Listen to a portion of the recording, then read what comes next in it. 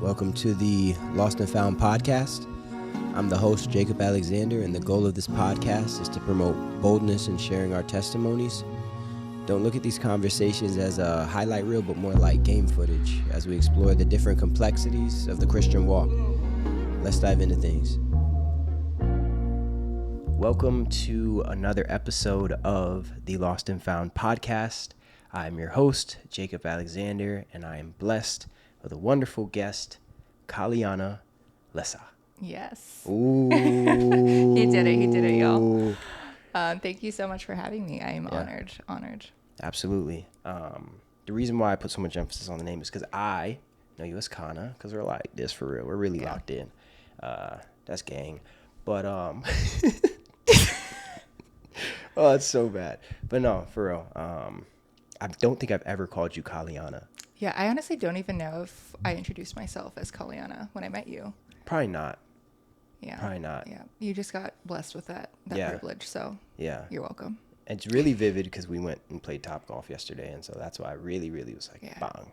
Looking at it on the screen because I was in first place, so yeah. I mean, that's not a lie, but if you want to talk about how often you were in first place, we can go into more detail. We have time. We're mic'd up. Okay, that's all right. Oh, okay. There's more pressing matters today. Yeah, you're right. Fair. Well, one, thank you for being on an episode, for sharing time with me, and just for your willingness to share your testimony. It really does mean a lot. Through getting to know you, it's been, 2 years maybe? A year and a half? I think a year and a half. Almost 2 years, though. I think at the end of this year, we'd fully have that. Yeah. Okay. It's been a while then. And obviously, we've gotten to know each other through our friend groups. But just seeing you grow and just seeing your heart after God and hearing all these different things, because we don't keep up with everything, but like hearing you're on the stage crew at church and like just different ways that you're serving, getting to see how creative you are in different aspects. It's really cool. So just continue. Thank you, friend. Absolutely. Before we get started, let's jump into a prayer just to kind of ease things in, and then we could talk a little bit more about this space. 100%. Cool. All right. Father God, I just want to say thank you for today.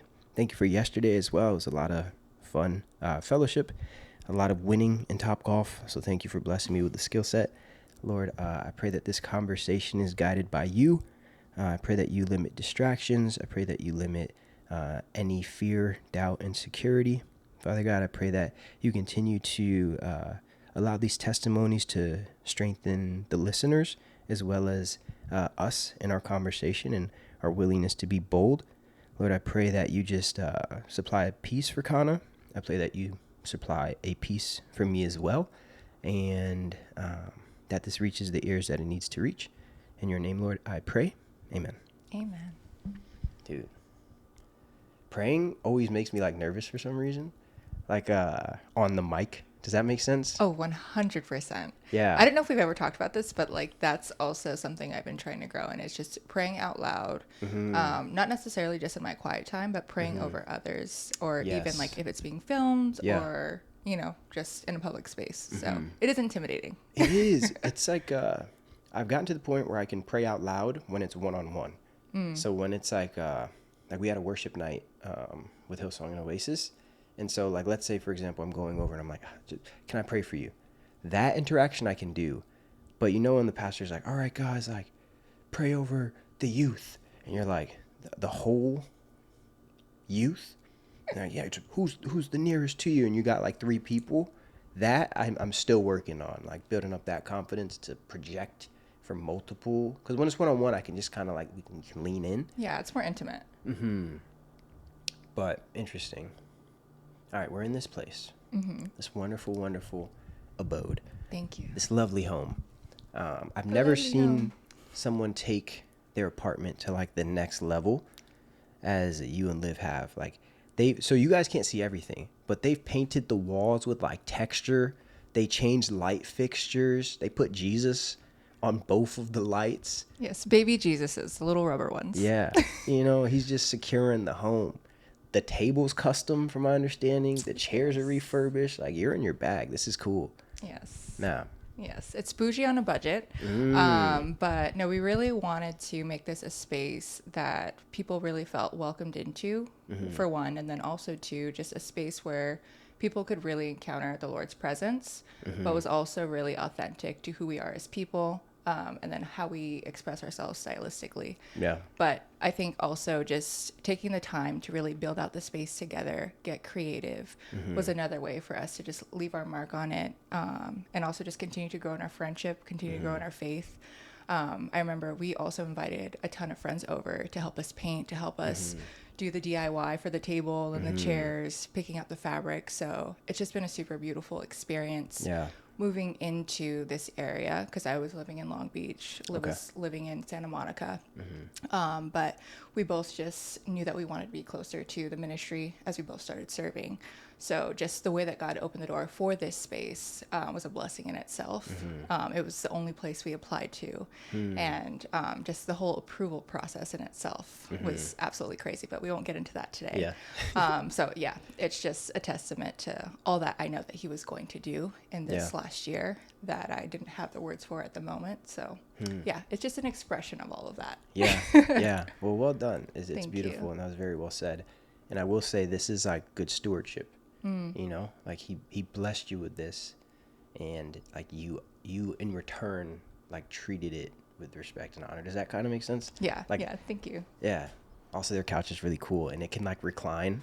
We were gonna Oh my film there, gosh. but you know, it's fine. I got so much flack for that couch. I do just Really? want to, yes, I just want to say that I was showing people, all of our friends, photos of it, and they were just so appalled that that was my choice because it looked like corduroy to them. But even if it was corduroy, I thought it would have been a vibe. But our couch is super comfy.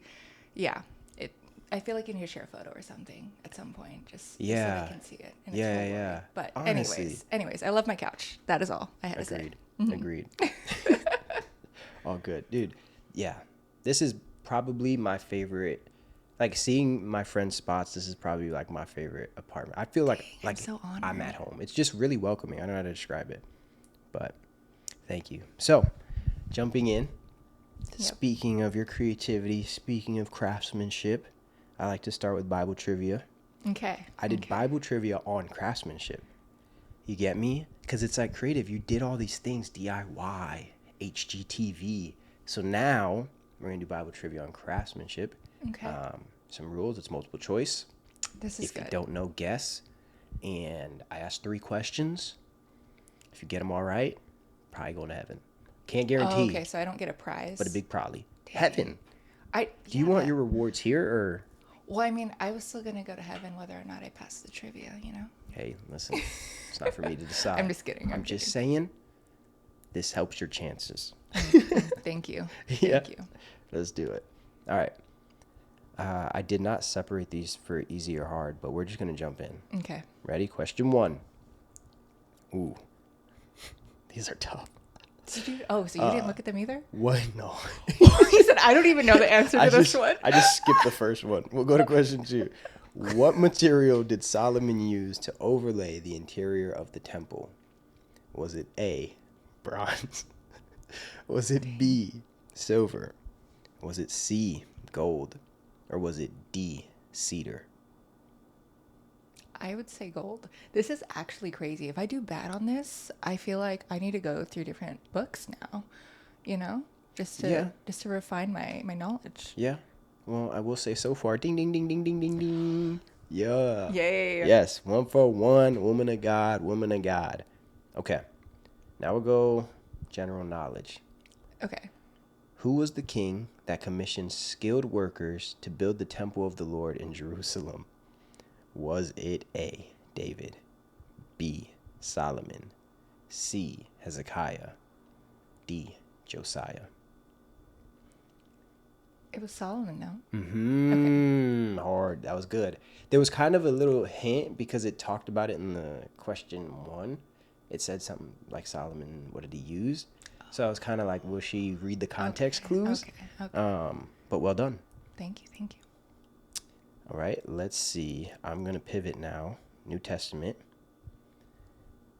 What was the profession of Paul that required skilled craftsmanship? Was he a fisherman? Was he a carpenter? Was he a tent maker, or was he a potter? Yo. Wow. I'm disappointed in myself. You're good. I wouldn't have got it either. Okay, great. Is Yeah. he a carpenter? No? No. Dang it. But Dang who? it. But who was? Jesus. Hey, redemption. That's the only answer that matters right now, you know? Facts. No, that was well done. That was really well done. I'm proud of you. You went 3 for 3 in my book. We're just Dang, gonna only forget. 3? Yeah. Okay, dang. Move for the Interesting. Trinity. Yeah, I was about to what I say, mean? that makes sense. Also, this isn't necessarily about trivia, so it's like. Yeah, you're right. Just kidding. I think, whatever, man. You could have done 3 or 7, you know? 7's 3 or crazy. 7, but maybe too long for, yeah. Yeah, 7's crazy. Okay. Nah, 3. Yeah. But you did good. Thank you. Genuinely. Thank you. So well done. How do you feel? How does trivia? Are you a good test taker? Does it make you anxious?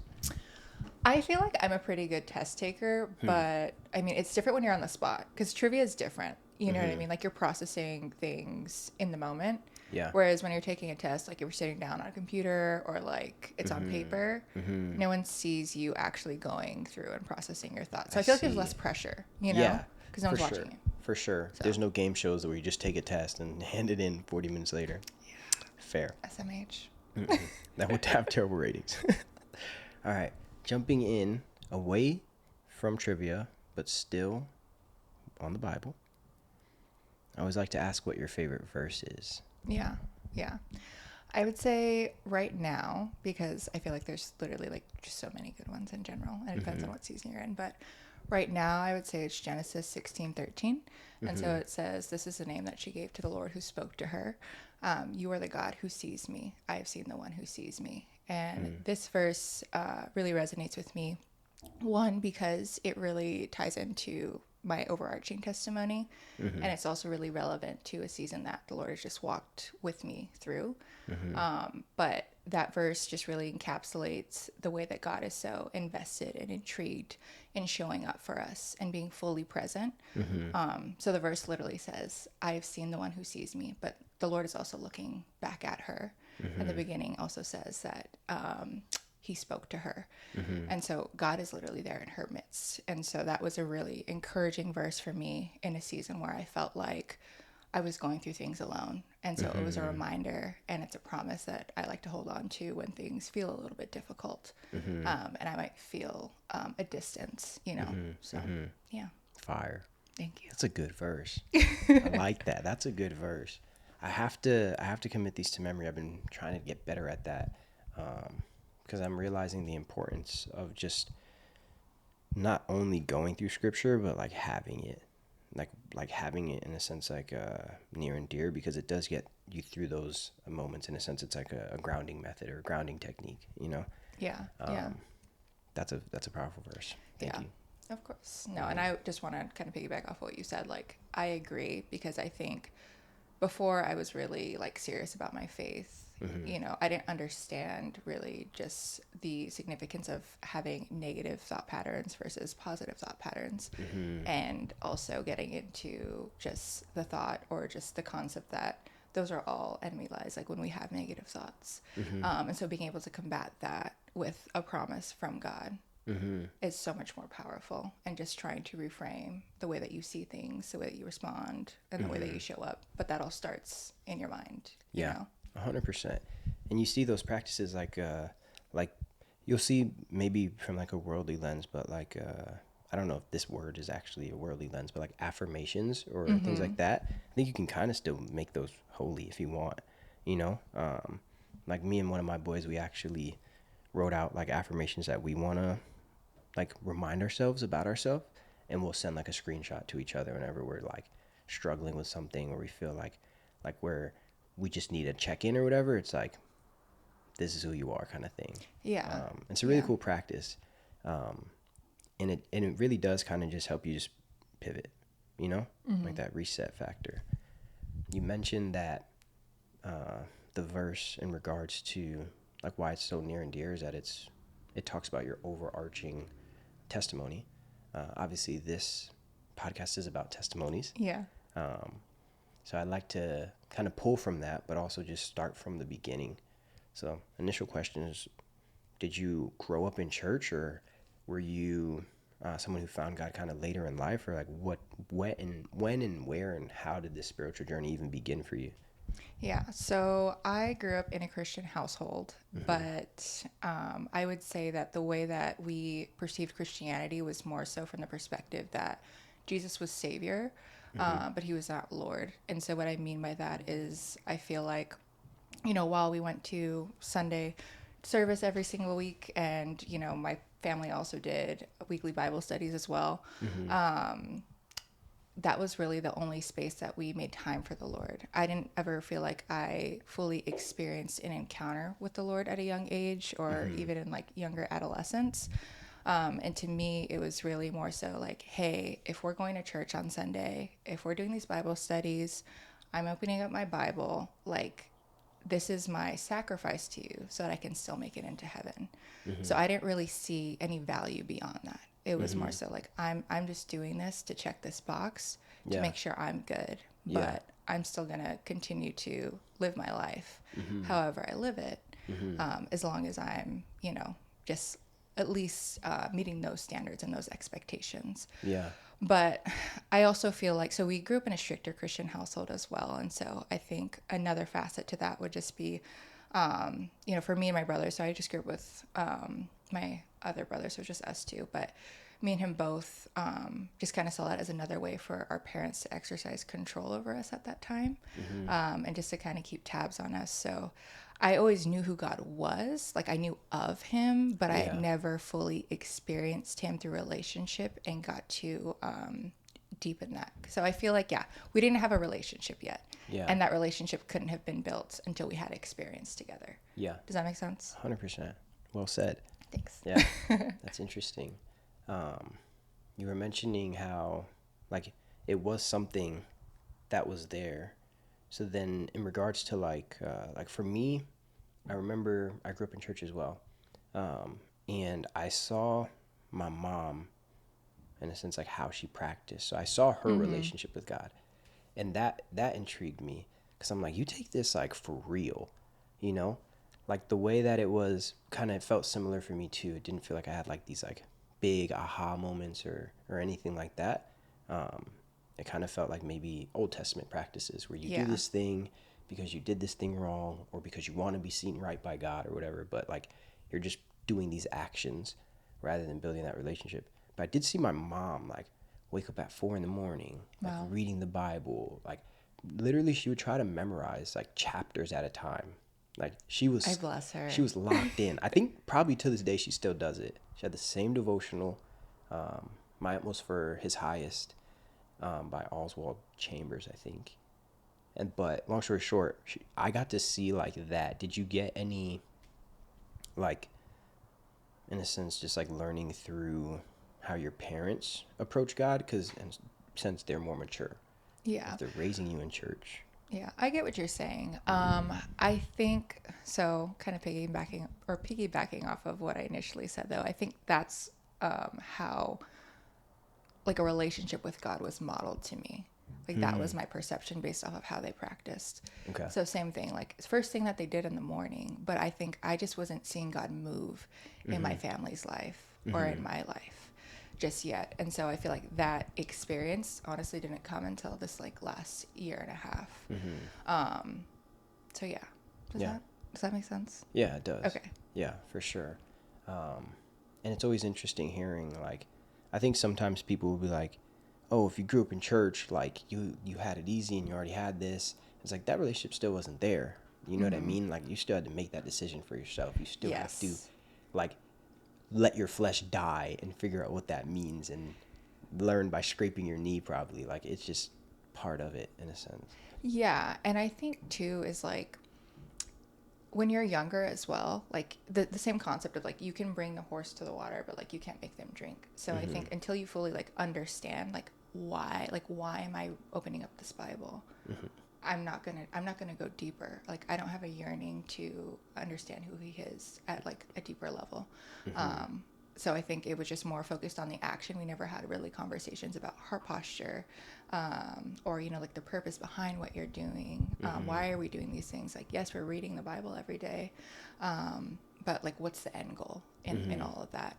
So yeah, I just feel like we were, I didn't encounter or have a full understanding of what Holy Spirit was and how he was fully present in all things in that way. Yeah. It was more so like I'm understanding God from the information that I'm obtaining Yeah. and that I'm taking in. Yeah. And so it was like very one-dimensional understanding of who God was. Yeah, it's like a history lesson almost. Yeah, yeah. Like I'm going to class. Yeah, history So. major. This is true. This is true. Yes, I did that. Interesting. Was it like Bible history or was it just history? No, it was just general U.S. history. So yeah, that just happened to be the courses that were being offered at the time. Okay. Okay. I was interested in that because I didn't know, when I found that out, I was like, huh, it was like Bible college, but okay, interesting. So you mentioned that you didn't have like this I found God moment until maybe about a year or two ago. What would you say that moment was, or do you want to talk about more things kind of leading into maybe if you would have had this moment sooner, how you would have approached things differently? Yeah, 100%. So I think, yeah, I can't really talk about the I found God moment until I give more context of how I even got there. Because, there's the before moment that even made me desperate enough, or not even desperate enough, but open to something different or seeing the world differently. But, so like I'd mentioned, my understanding of God was very one-dimensional. And so we grew up in a very strict Christian household. And I do want to preface, like, I love my parents dearly, and we're on amazing terms. And it's been beautiful to see our relationships be restored solely through putting God at the center of that more recently. But, we're all learning. So because of the household that we grew up in, I was very determined to get out of the house as soon as possible. And so my first year in college, I was working 2 to 3 jobs periodically, and I was on my way out.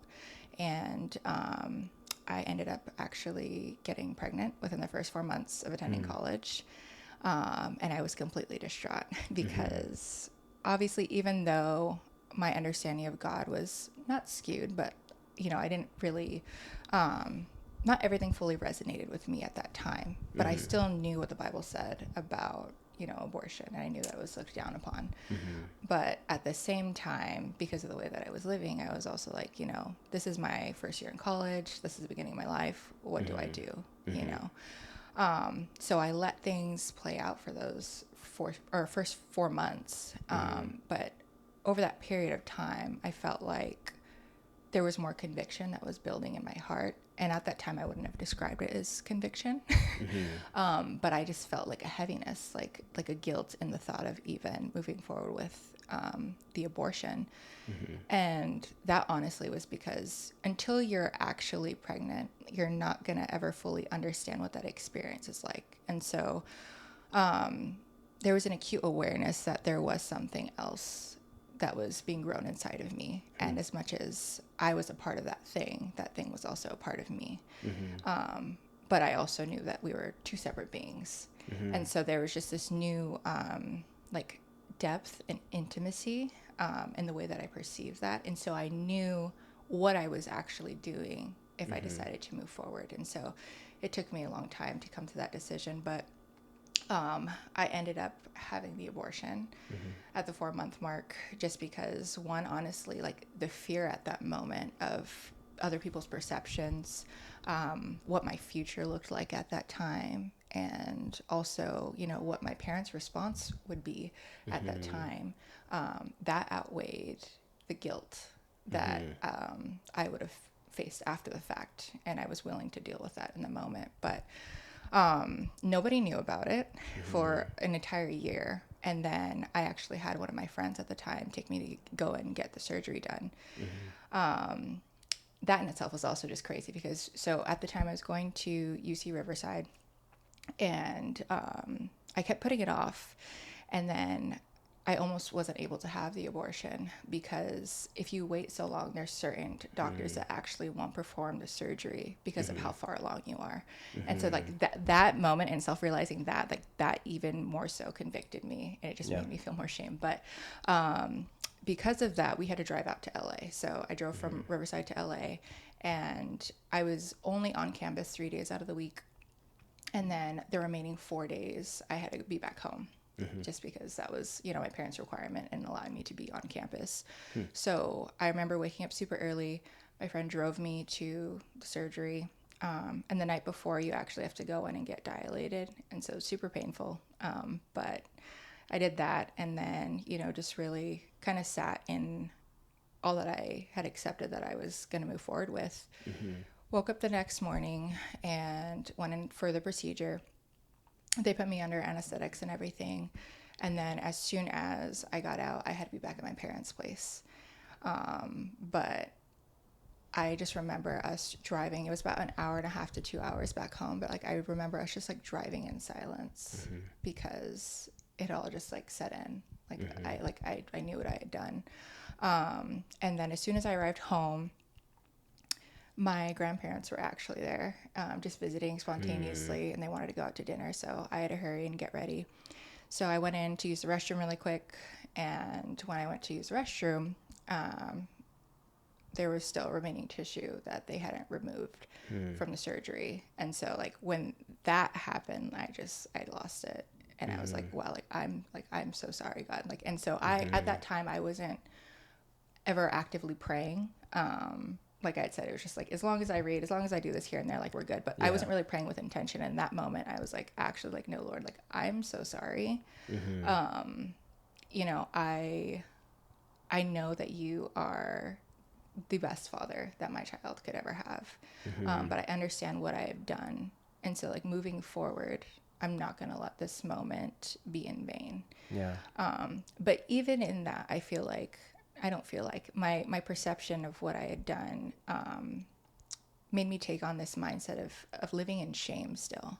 Like I was going to make up for what I did, but it's because I still feel shameful about it, and so in moving forward, that just kind of put me in this prolonged period of depression and periodic anxiety, because after I went to the restroom, I had to go outside and I had to put on face and like, we're good. I'm continuing to go to work. I'm continuing to finish college and all of these things, but I'm aching inside. Like after I come home, I'm, crying for hours because I actually feel like I lost a part of myself in doing that. And so that just put me in this prolonged period of, seeking out almost coping mechanisms, things to just kind of deal with the depression, to deal with the anxiety. And so, I started going out more, and I started drinking a lot more often. Yeah. But, I was still high performing. Like I was still doing all the things that I needed to do. But that was a really dangerous space to be in. And so eventually I ended up working my way up the corporate ladder and getting my first big girl job out here in LA. So that's what brought me out to LA, which was awesome. But I remember even in that, it was like, it's great that like this is like technically a blessing. So like I do remember thanking God for the job. I was like, wow, like, I can finally get out of my old hometown. I can finally support myself and just really dream a little bit bigger, because, we always talk about like a small town mindset. I think everybody's goal is just to get married and have a family. And so I knew I always wanted more, but even in first moving out here, like I felt so displaced, like it felt so uncomfortable, and yes, of course, I think change is good under the right circumstances, you know what I mean? And when it's from God and when it's for you, you're able to grow from those things. But like I was still unsettled about it, but I was still going to do it. Like one, because of the paycheck, and two, like that's just what I wanted to do, and I wanted to be out of that space. And so I feel like I was running away from everything without a clear direction. Like I just needed to move forward. Yeah, you could rebrand in a sense. You didn't have to have like it felt like a fresh start. Yes. Yeah. Yes. But I think even in that, it was like I didn't have vision for where I was going. So as I continued to move forward, like I still developed more and more emptiness in that, if that makes sense. But in taking on that new position, that new role, so I have an extensive background in retail and luxury fashion and fine jewelry and things like that. But I started out as a stylist and worked my way up. But in taking on that first big girl role, like there's so much more that that requires of you mentally, physically, and it's very demanding.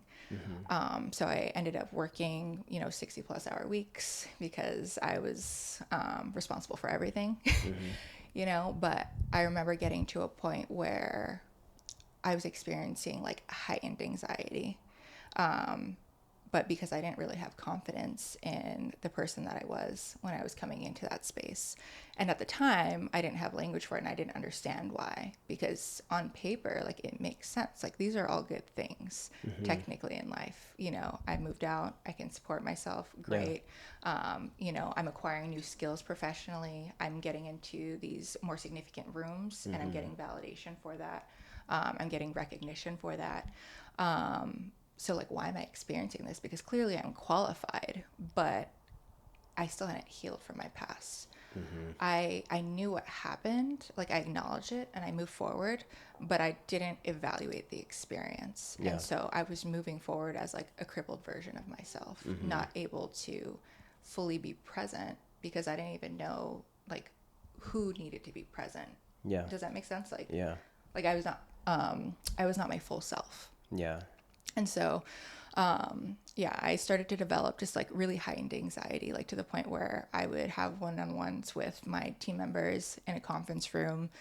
And right after our meeting, like I would send them out. And I remember just like completely like closing the door and just like completely breaking down for 5 minutes, walking out and just saying like, okay, like we're good.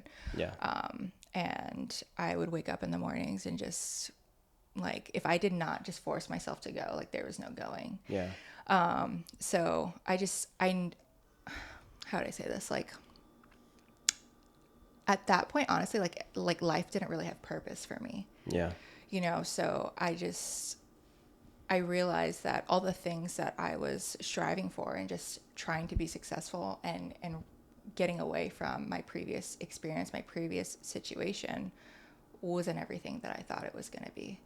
And as successful and, honestly, as like luxurious as like my life might have seemed to the outward eye, Yeah. that is not at all what it was. And so I think that just kept me open.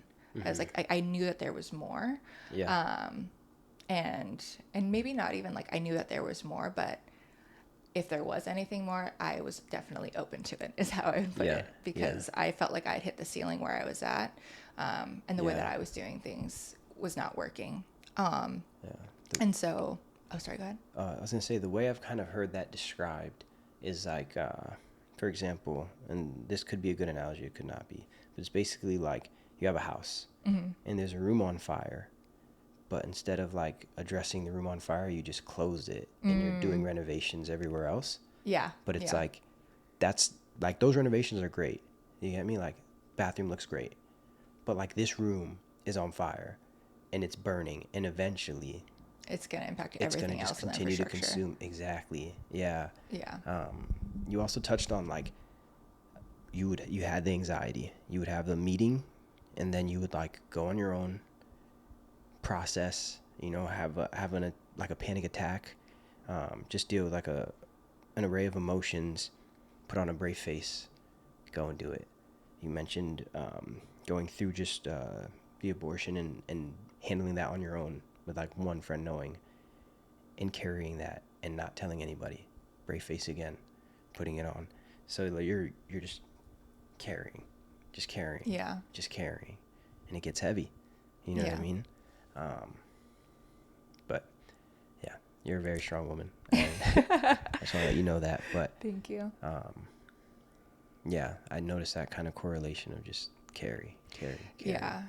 So I think that's a great way to, I think, put an analogy to it, or like give a better visual descriptor to it. I was just walking through life with this weight that only I could see and only I could feel. And part of me, wanted people to see it so that I could get support, but also my pride and my shame wasn't allowing me to seek out help or support. And so in being in LA, sorry, I was a lot closer to some of the friends that I had out here. And so me and T, you know, T and Jesse. Yes. So me and her, actually, we went to high school together. I know that you know this, but we would make it a point to meet with one another at least once a month. And so this had happened, or we started doing this maybe like 3 or 4 years ago. And so we'd always carve out time for each other. And she would always invite me to church on Sundays. And it wasn't that like I was opposed to it, but I was working, 60 plus hours a week. Right. So Sunday was my catch up day. Right. And so I had always told her, sorry, I have errands. Like I need to get these things done. I have no one else I can do that. But the last time, or this specific instance when she had asked me, it was on a Sunday for us to just hang out. That was when our just like monthly meetup was going to be. Yeah. And so she was like, oh, well, why don't you just come to service? We can park at the church so we don't have to find parking. We were actually going to Black on the Block. Oh, okay, and I think that was that the first time I met you too? Yeah, that had to be. Oh my gosh, hilarious. That's interesting. Huh. But I think that was the second time me and her had gone. Okay. I met you at a beach at some point too. So that might have been the second time. I think it was Isaac's birthday. Yes. But I don't know the timelines. Yeah. Last year was crazy, but in a beautiful way. Yeah. Wow, last year. But she had told me that, and I didn't have any good excuse to deny going to church. So I had said yes. I showed up, and I honestly, like, I can't even tell you like that message was something super profound to me. I don't remember the message title. I don't remember what the message was that day, but what stuck out to me was the culture and the people that were at church. And so I remember that was also the day that me and Liv had reconnected. So Liv is also my roommate now.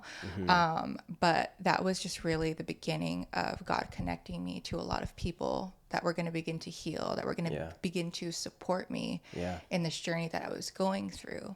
And so in connecting with those people, meeting those different people, like it just kept me curious. So over time, I just kept going. And I stopped going out and things like that. Not necessarily because I was like, oh, I don't want to do that. But I was just so curious that I was choosing Sunday, or I was choosing a small group over going out. Just because I enjoyed being around those people, because they were genuinely invested in my well-being. Yeah.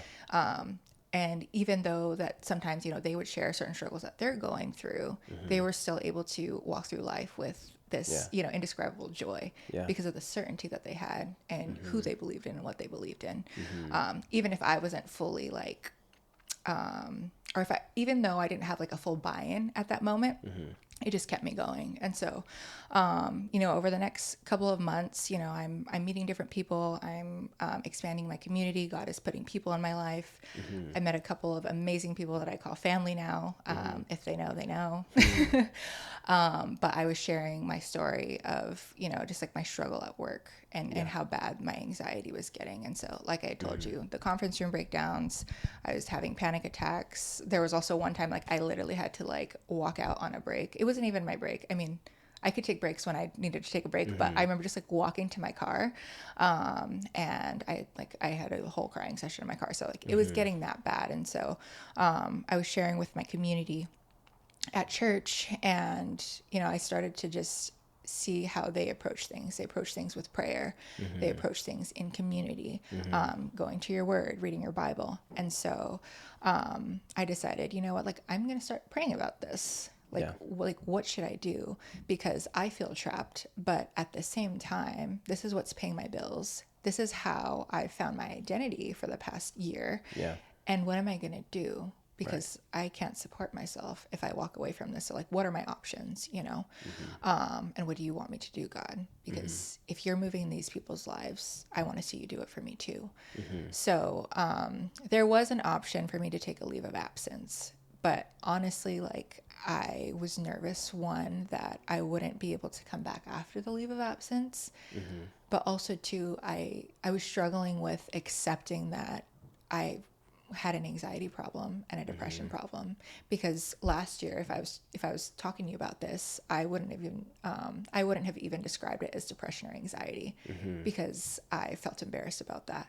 So even accepting that it had come to that point where I had to consider that decision was a lot for me. And so I remember I think I had a conversation with Nyla, who is one of our other friends, who was part of my wonderful community at this time. But I told her, like, I'm praying, but I don't know what he's saying. And so I started to listen to different sermons, and I felt like the words that I was getting from God, was getting from God, were like confirming or giving affirmation to like staying and also leaving, depending on what day it was. And I remember her telling me, like, well, are you okay with the outcome, even if you don't know if you will be provided for financially? Because I think until you have a certainty that he's, like, whatever the decision is, whatever the outcome is, that is God's best, and like that is best for you. And I remember I had to sit with that for a minute, like a couple of days, and I was like, I don't know. Like, I want to say yes, but I don't know. And so I continued to pray into that, and I still felt a little conflicted at that time. And so I remember getting even more specific with my prayers. And so this is probably taking course over a few months, so like 1 to 2 months. And I had said, Lord, like, I really cannot take it now. So I need you to speak to me so clearly in an undeniable way that is very just specific to me. Because I hear you speaking to all these other people. You know, you're going to church on Sunday and everyone is like, God gave me a word. God said this. And I'm like, well, you know. I got the voice memo. You're like, what? Yeah, I love that you're kikiing with God, because he's not kikiing with me the way I need him to be. But it was... So funny. You're welcome for the laugh. I'm just kidding. That's true, though. But I remember just going into one of our Sunday services. I wasn't expecting him to speak to me that day. I don't remember specifically what passage we were reading from, but I remember the parable that our pastor had referenced. And it was the parable of the man who's stranded out at sea, and there's a storm, and he's praying and crying out to God and asking him to save him. He's asking for rescue. And so a boat comes by and casts out a raft for him. And he's like, no, like, I'm good. Like, God is going to come save me. Yeah. So, like, you can keep pushing. And then a helicopter comes. They let down a ladder for him. And he's like, no, I'm good. God is going to come save me. Yeah. And then there's a third boat. And he still says no, because God is going to come save him. Yep. And this man ends up drowning and passing away. And so when he gets to heaven, he tells God, why didn't you come save me? And the Lord is like, I sent you 3 options to take, and you still decided no, or not to take them. And so for me, that was like, wow, like, you've given me a solution. It's been right in front of me. It's just, 1, not what I thought it would look like. And 2, you know, it's uncomfortable. And it still requires me to trust you in the obscurity, because I don't know what comes after, you know, because I'm so used to controlling everything. As I'm moving forward, I know what I'm moving forward into, or like, I just have control over that. And so I needed to relinquish control in this moment. But in pastor speaking that, I just remember that entire service, like, I was just sobbing, tears of joy, but just like understanding, like, wow, like, you saw me, and you heard me, and you answered my prayer. But I also just kind of want to add as well, as like, as pastor was speaking that whole hour, it was an out of body experience, but what I would say is, like, it genuinely felt like the Lord was speaking to me through him. And that was where I actually felt like Holy Spirit present in that actual room, you know? And so, that's something that I don't think everyone is going to be able to understand until they have their own personal encounter. But what I do want to highlight in that as well is, like, it's not something super crazy and profound maybe to somebody else or anybody else that was in service that Sunday, but it was for me. And like, there's no denying that, you know what I mean? I felt it, I heard him, and I saw him move in my life. So Fire. yeah. But after that, I decided to finally take my leave of absence. The Lord provided financial provision. And so I've been out of work for quite some time, but this has been an amazing process of just rebuilding just the inner workings of my heart, redefining, reshaping my character as a person, and just creating space for me to go back and heal through that initial starting point of, you know, like all the trauma and the hurt that led up to my abortion and things before that. But understanding that the pause is very important, being able to sit and evaluate those experiences with the Lord. And so it is a blessing. Of course, you know, I'm looking to get back into things soon, but I'm thankful that he's taken the reins out of my hands, and just showed me that life is so much better. Life is so much more fruitful when he is at the front of it all, when he's the one that's leading. Because I also, that's not something that we're called to do. And that's not a responsibility or a weight that I need to carry if I walk through it with him. So, yeah. And it's what you're saying seems so simple, but it's actually so challenging.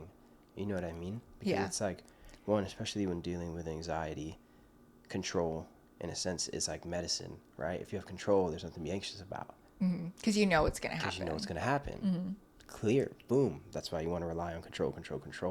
I want to make sure what's going on. Okay, well, you know what I mean? But like, God doesn't work that way. And so that is it's funny. It reminds me of that worship song. It's like, it seems as though the slower I go, the faster you arrive.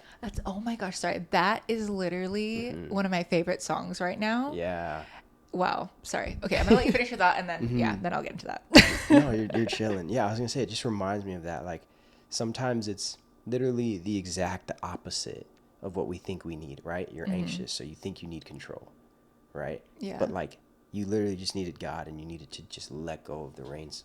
Because sometimes when you hold something so tight, you can't, like, there's a word for it.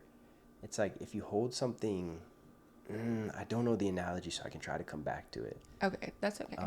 You can talk about the worship song now, and I'll try to think about it, because it's good. Yeah. But so it's honestly connected to exactly what you said, but that song, I actually started listening to it maybe 3 weeks ago, but that was the time that I got sick. But God had put me in a full on pause.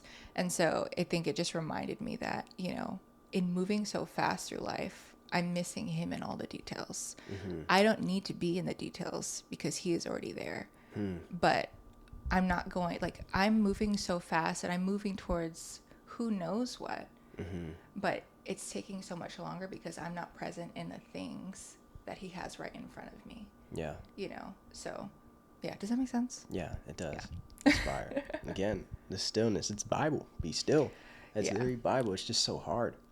Yeah. Yeah. And that's why he had to this season has been a lot longer for me, I think, because of that, because I've been in survival mode for so long. So my abortion was 6 years ago. Yeah.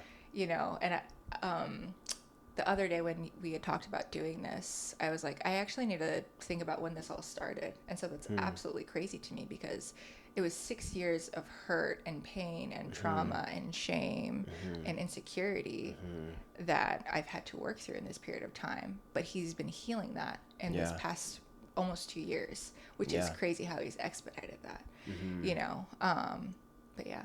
Yeah. That's fire. Shame is one of those things, man. It's so crazy how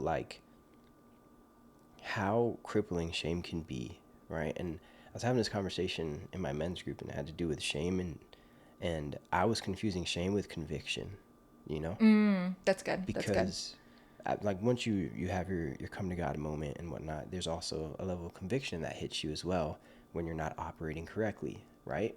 Yeah. And I think I was confusing the words, just through dialect, because it's well, this shame thing is it's so painful. It's it's so heavy. You know what I mean? It'll literally not let you get help.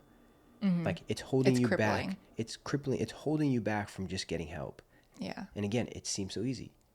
Just get help. It's no, dude, I deserve how I feel. That's kind of what shame does. I deserve to feel this, you know? Yeah. And it's also a really hard complex to try to grasp just mercy and grace as well from like the human lens. Like we can't comprehend just how good God is when it comes to like how many chances, forgiveness, grace, sea of forgiveness, all these. It's like, dude, no way. You know what I mean? Like there's no Like way. why? Like why Yeah. do you even want to do that? Yeah. There's always in your head, you're like, I know why this happened. It's because last week shouldn't have did that, and then now I get it. We're even. Cool. We're good. You know, sometimes you like, we'll just accept these things because of just shame. When it's like, no, you don't need to carry that anymore. Like, Yeah. he carried the cross. Like, Exactly. Yeah. I don't know. I feel like the reason why we sit in shame for a little bit longer too is because like shame is a little bit more correlated to like the fear that we have of others. And so like how I had said, like, I didn't want to tell anybody for such a long time because I felt the shame or I felt shame and I was fearful of others' opinions. Yeah. But I feel like conviction is identifying like, hey, this actually disturbed my spirit, like, or it doesn't feel or sit right with me. So it actually prompts a correction or a change and a shift. Yeah. But shame keeps you complacent and in bondage. Yeah. 100%. They're like opposites. It's kind of crazy. Yeah. When we came to that conclusion, it's like, whoa, okay, this makes a lot more sense now. Yeah. It's really interesting.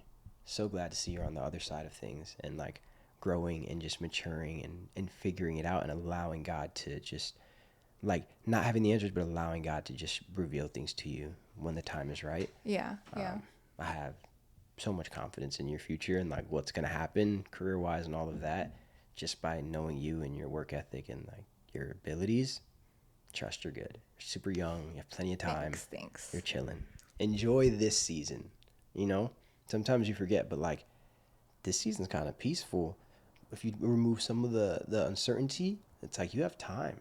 Yeah. You have time you can spend with God now. You have time that you can just learn new skill sets. Like you're almost still. We have this free will. We're almost still in control of certain things. You know, you can learn and you can pivot. You can, like right now, it's like whoa, I can do things. You know. Yeah. It's like literally a blank canvas Yeah, right now. there's freedom in So, that. yeah, it's a blessing and it's scary. So it's just a very funny position that he's put me in. Yeah. Because he's like relinquished control from me, but also given it back to me. And I think he's invited me into a space of like, okay, let's start over, but do it with me now. Do it with me this time around, and let's see what we can create. Yeah. So, yeah, no, thank you so much. 100%. I want to ask a question. Let me know if it's like too much, but you were dealing with the shame and not sharing what you were going through. I mean, you found this community, and you mentioned how people were going through things, but they carried it differently. They were still able to find joy and peace and all that. Was that what pushed you and like motivated you to share? And like, how did it feel you sharing something for the first time that you held on to for 6 years or, you know, however long that was? Like, what was that process like? Because I think some people will hold on to something and be so scared because they don't know what reactions they'll get, you know? Yeah, definitely. I think, yes, it was encouraging, but what I would say is like those people fostered a safe space for me. And so, like I had said, I was fearful of judgment.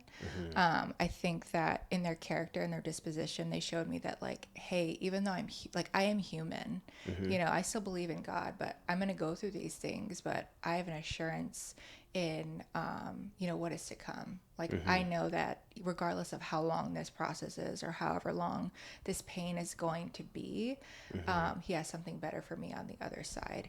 And so I think just seeing the fruits of their life, seeing, you know, I think honestly too, like him bringing them out on the other side of certain things, it did keep me hopeful. But because, honestly, it was just like that safe space that they fostered. I knew that I wasn't going to receive any judgment. And because that safe space was fostered, I was able to share my story, but also feel that comfort and that other layer of healing that I wasn't able to experience in that year of carrying it myself. Like I finally was able to take the weights off. Which is like so interesting because like we describe that pressure in our life as weight, but it's like you can't see it, you know.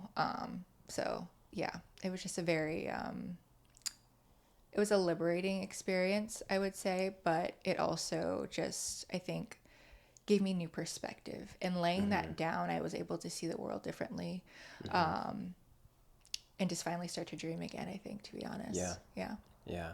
And it's also like, that is also like a, almost like a clear defining starting point or why.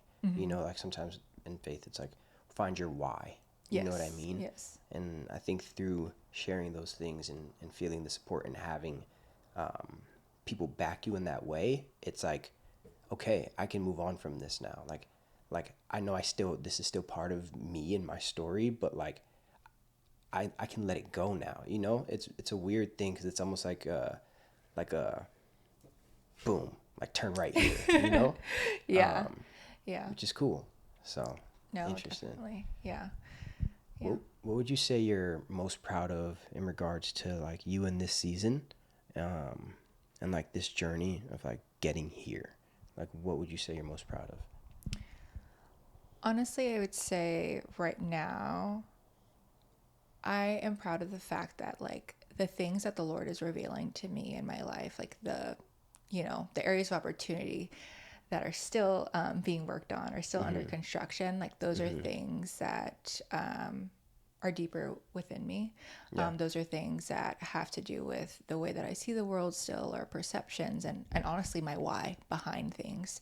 But those are deeper conversations. And so I'm proud of the fact that I'm able to have deeper conversations with the Lord, and that in me pressing into Him more intimately, like He's doing the same with me. Like we're no longer at the surface level. Yeah. I don't need to say no to going out on a Saturday, and I don't need to sit in my shame. But now it's like, as we're moving forward, as I've given you vision for your life, how can I make sure that you're ready to carry all that and to walk into that with confidence? So I'm proud of the progress. Yeah. So yeah. Fire.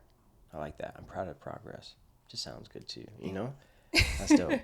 Good ring to it. Yeah, it does.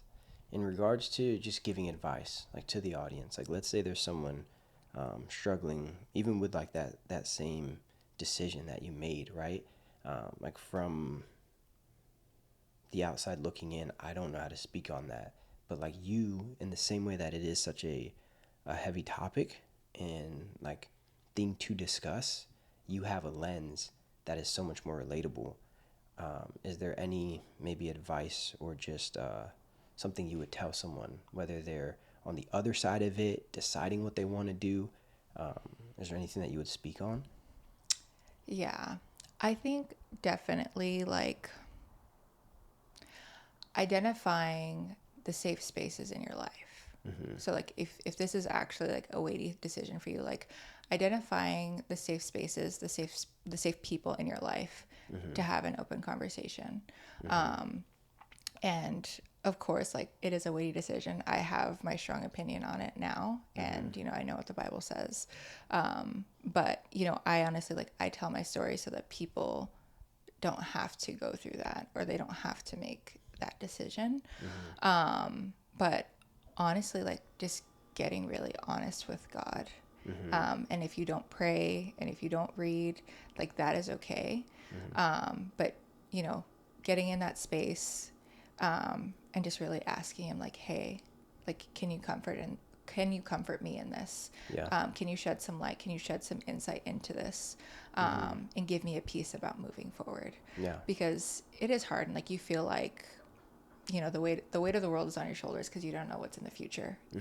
But you have to hand it back to Him, and obviously that's hard if you don't have a relationship with Him yet. But that doesn't matter. Like, He's willing, and He will intercede for you, because He's equally invested in all of His children, regardless of if they're aware of Him yet or not. Yeah. Fire. Dude, I was like, I don't know if that made sense, no, but you're yeah. so well spoken. You keep saying, "Does that make sense? Does that make sense?" Like, hopefully, yeah, hopefully it makes sense to somebody. No, 100% makes sense. I think you need to use your voice more. I Thank think you. yeah, I think you need to use your voice more. I don't know what that means and to what extent, but I think there's a limiting, not belief, because I don't think it's something that like you believe on, but maybe you just haven't realized it yet. But I think you're a lot more well spoken than you think, and that your voice has a lot more power than you think, and you have a lot more influence than you think. So step into that with boldness, and just continue to just do, and just let God figure out the rest. Take that first step and let God figure out the rest. But yeah, I want to encourage you to just use your voice more. Thank you so much, Jacob. Yeah. That means a lot, genuinely. For sure. Dude, that's sick. I don't know. I'm so grateful for this conversation. Like, genuinely, this blessed me. I hope you don't feel any pressure about this blessing other people or whatever. I know it will, but I hope that there's no pressure on your end with a conversation like this. I know it's not easy, so thank you for sharing. Proud of you for sharing, and just excited for you. Literally just excited for you. Is there anything else that you want to touch on before we conclude? Is there anything else that's on your heart? I think I just wanted to say, like, thank you for creating this space. And so, like I had mentioned, like, it's important for there to be spaces like this for people to communicate their story. And also, the fact that, like, not everybody is ready to share. And some people, don't feel the power to share or empowered to share. And so a lot of times I think in someone else having the courage to share their testimony or even an experience that they went through, that sometimes is a story that someone is still holding on to inside and they are still going through it. So seeing someone or hearing somebody get to the other side of that is sometimes the only thing that they need to hear to fully move forward. And so I think there's so much healing and power in what you're doing, the spaces you're creating. And I think also too, like, the shift that is going to come forward in this. And so I'd love for this to be something that is, it creates a sense of, like, or a posture or a habit of normalcy in talking about things and processing things and telling your story. Yeah. So, yeah. 100%. So thank you. Oh, again, cooked. Thank you. That was great. This has literally been a blessing. The last challenge is to pray us out. Oh, okay. I was like, another trivia. Yeah, I was like, okay, maybe I'll get all three this time. That'd be crazy. Yeah. You technically did, but 3 or 4. Okay. Word. Yes, of course.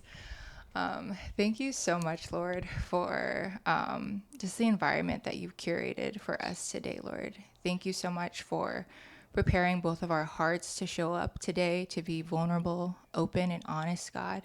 And I thank you for all that you've revealed in preparing for this moment to both of us individually and even all the things that have come forward in our conversation collectively today, God.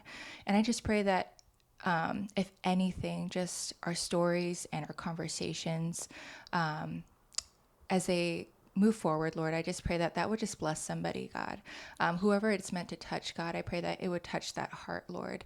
And I just pray that whatever it is that you want to be communicated, Lord, whatever it is you want that person to hear, God, that is what they hear. They just hear your voice, Lord. So I just thank you for allowing us to partner with you, Lord, and just to be your vessels in this space, God. And I'm so expectant for all that you're going to grow this into, Lord. I'm so expectant for all the listeners, all the viewers, Lord, and also what you're going to do in our lives, God. So just continue to give us vision, continue to give us courage as we steward all that you've given us, Lord, and our gifts. So I thank you and we praise you for all that you've done, all that you're going to do. In your holy name, amen. Amen. Great prayer, too. That's crazy. Boy, get out of here. I swear. Well done. I'm done. Thank you.